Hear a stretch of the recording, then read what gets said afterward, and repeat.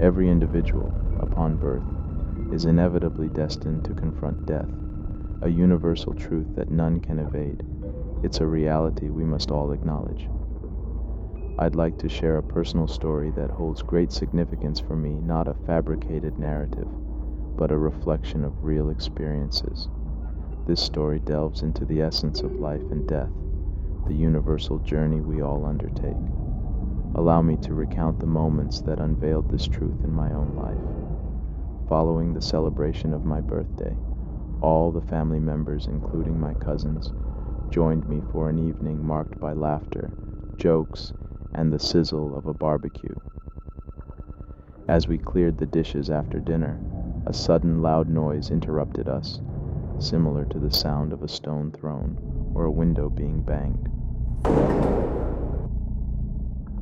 Startled, my cousin and I hurried outside to investigate, suspecting a prank or potential theft, only to find nothing.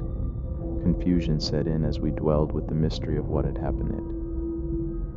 Later that night, as I headed to the bathroom, I distinctly heard my name being called. Hey! Attempting to remember the voice, I trying hard to identify its source and recognize whose voice had called out my name.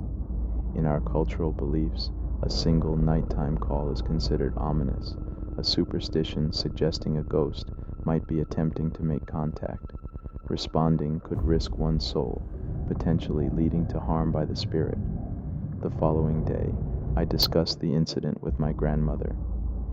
She suggested the possibility of a ghost or paranormal event.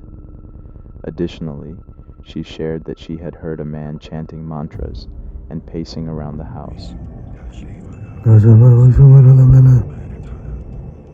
My aunt and grandmother, both awake around midnight, detected the sound of a man near the house gate. Despite checking with the lights on, they couldn't spot anyone in the darkness. This led them to speculate that it could be a spirit or soul trapped in purgatory. The next day, we urgently headed to the hospital as my grandmother, battling kidney failure and dependent on dialysis, faced severe breathing difficulties with dangerously low blood pressure. The image of my unconscious grandmother in the hospital remains vivid, her lifeless gaze suggesting an absence of breath as we rode the elevator. Through dedicated efforts from the medical team, my grandmother was successfully revived. The doctor shared the positive news that her blood pressure had returned to normal. Due to restricted visitors, my mother and aunt requested that I return home as our grandmother stayed at the hospital.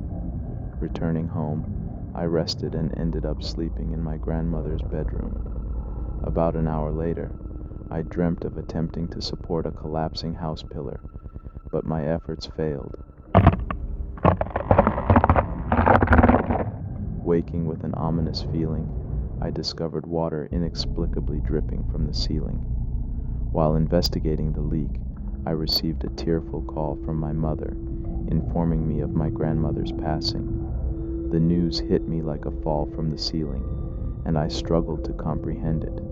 Reflecting on the events, the window banging, the dream, and my grandmother's experiences, it became evident that her spirit lingered, hinting at her departure.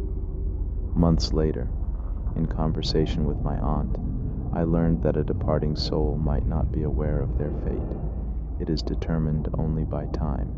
This personal revelation has since made me attuned to sensing ominous events within my family, a reminder that there may be dimensions beyond our understanding, and one day we might traverse into that realm.